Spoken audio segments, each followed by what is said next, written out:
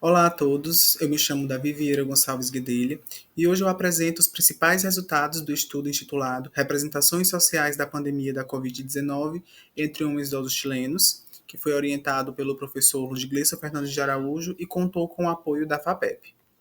Para contextualizar, eu inicio com três pontos principais, desse estudo.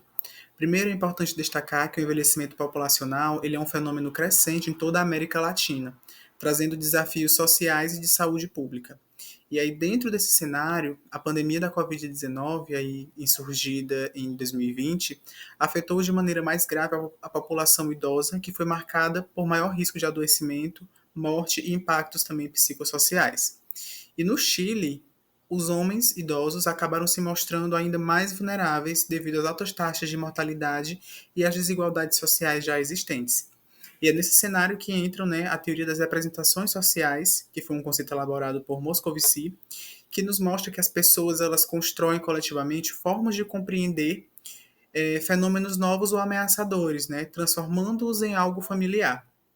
Então, assim, analisar essas representações sociais da Covid-19 entre idosos nos permite acessar não apenas informações objetivas, sobre essa pandemia, mas também os sentidos, as crenças que orientaram as vivências desses homens idosos durante o período pandêmico.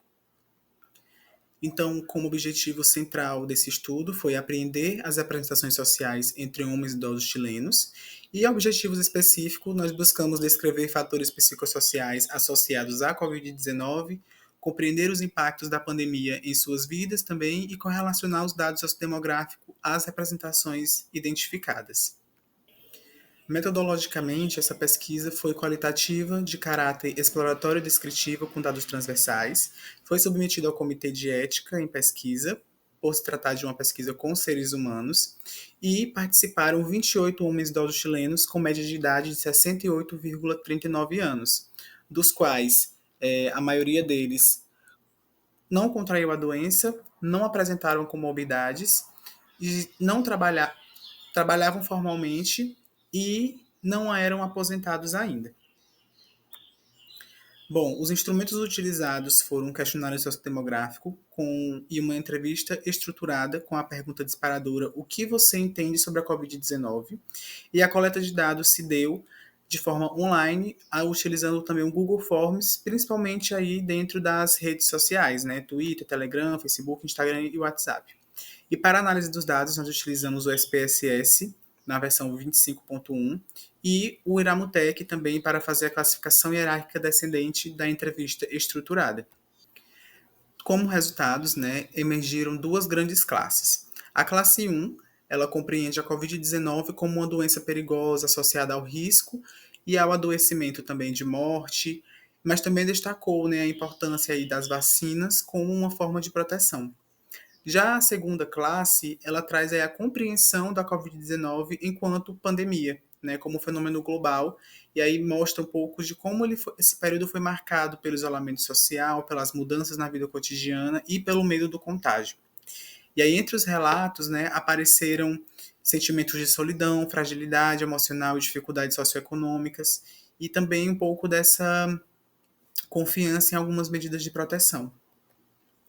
Então, esses resultados mostram que as representações sociais construídas nesse período refletem tanto as experiências pessoais quanto os discursos sociais e científicos circulados no período. Então, nós temos aí as dificuldades enfrentadas em decorrência da pandemia, as evocações estavam principalmente ancoradas em sentimentos negativos, e destacou também um dado interessante, a importância das vacinas, para a contenção do vírus, como vocês podem observar aí nesses relatos que estão destacados. A partir disso, conclui-se, que tivemos aí nesse estudo algumas limitações devido à amostra, mas que são importantes aí para a produção de novos estudos que levem em consideração a populações idosas chilena e também fomente novas políticas de saúde. Nós conseguimos também produzir um artigo científico e gostaria também de agradecer à FAPEB pelo apoio fundamental a esta pesquisa, que foi um projeto essencial na minha formação acadêmica e para o meu amadurecimento profissional. Eu deixo aqui, então, o meu muito obrigado.